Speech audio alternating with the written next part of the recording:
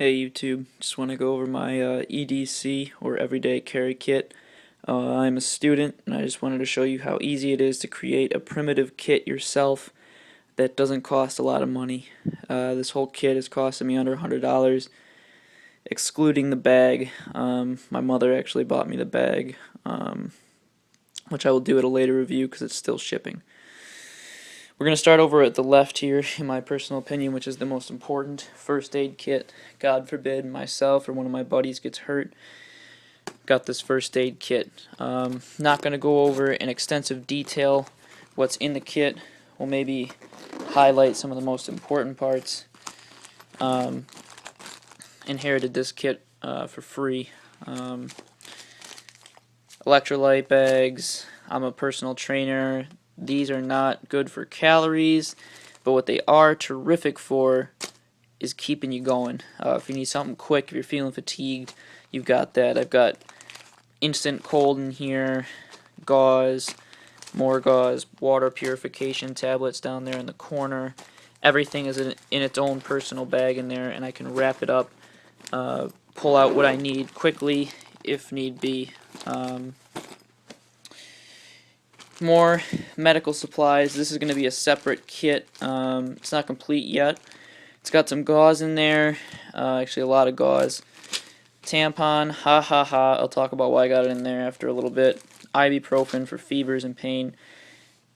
Tampon because if you got a bullet wound, U.S. military actually does this technique. Many of them carry a couple tampons. I'm not a medical professional. I can't take that bullet wound out and do surgery right on the spot. I can sew them up, but I'm not going to do that unless it's just us and we're in a survival scenario. But if I can possibly get that guy or girl to a medical professional, I'm going to put the tampon in the bullet wound, wrap some gauze or a bandage on that, apply a tourniquet or some sort of cordage above the wound, and then get him to a medical professional.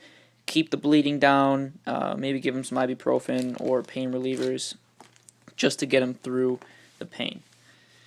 Hydrogen peroxide, disinfecting wounds, self-explanatory. Little bottle of water. This kit is not meant to last me, 20 days. This is meant for, me getting to my retreat from school, from home. My retreat is not my house. It's a relative's house. But one bottle of water with the purification tablets should get me through long enough to get to a retreat.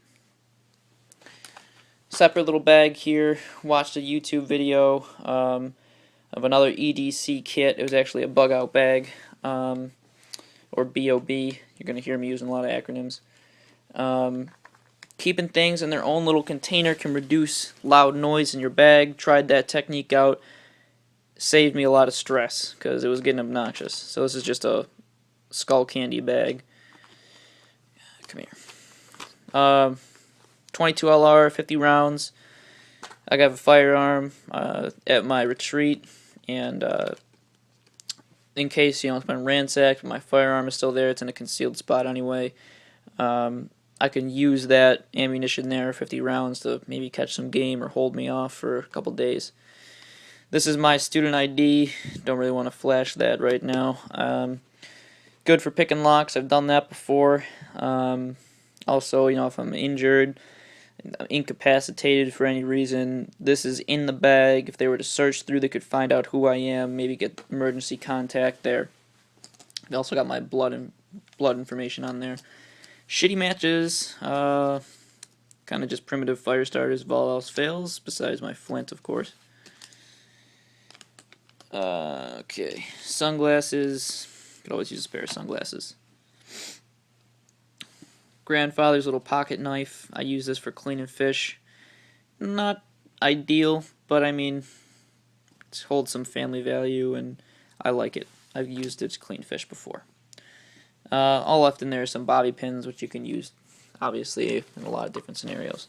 This here, it's an old lunchbox.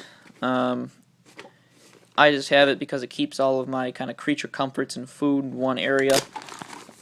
Again, reduces banging.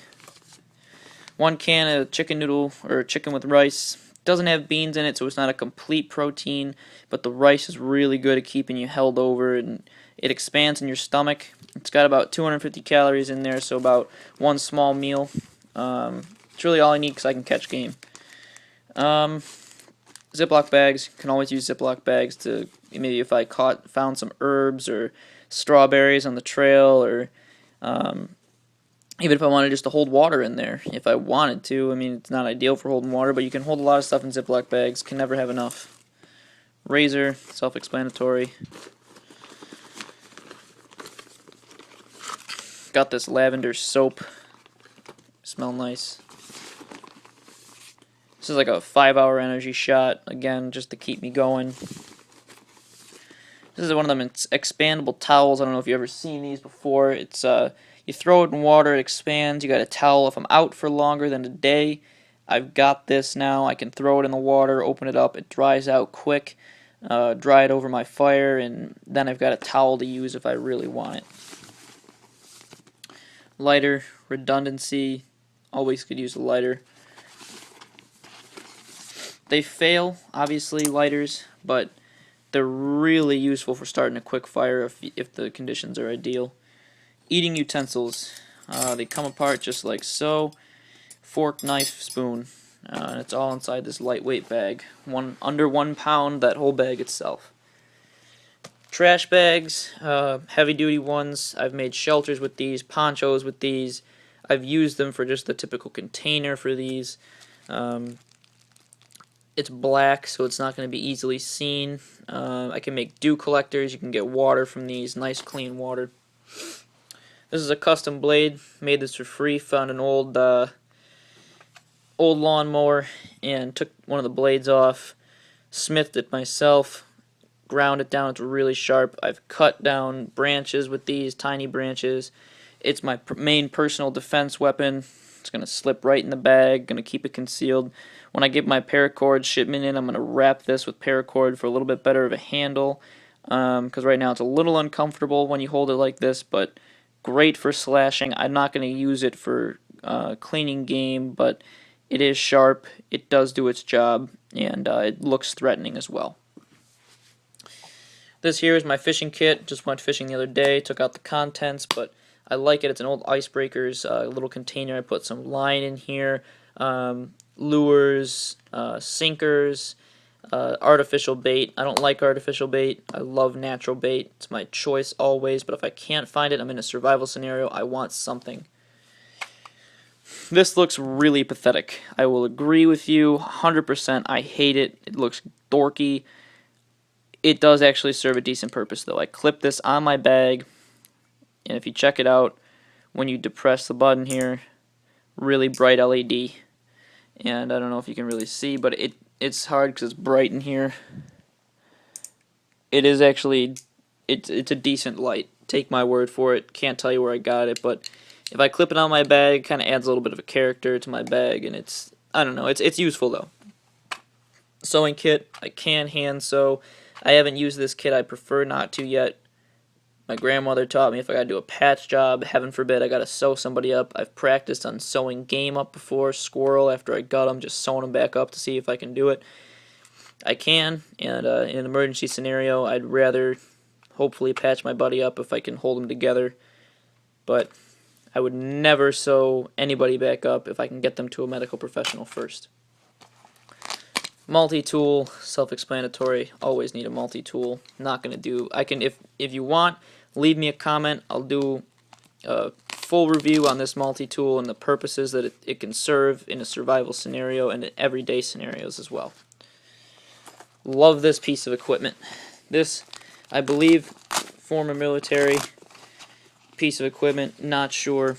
Inherited it from my grandfather. Shovel. It collapses. Very sharp. Serves its purpose. I love to dig out the ground when I start fires. I always use little fires. Native Americans used to have a saying, if they saw big smoke on the horizon, they knew it was a white man. If they could see little to no smoke, they knew it was other natives. I like being stealthy. I think your biggest asset in a survival scenario, if you're trying to stay safe, if it's a man-made type scenario, staying hidden is your best solution for survival.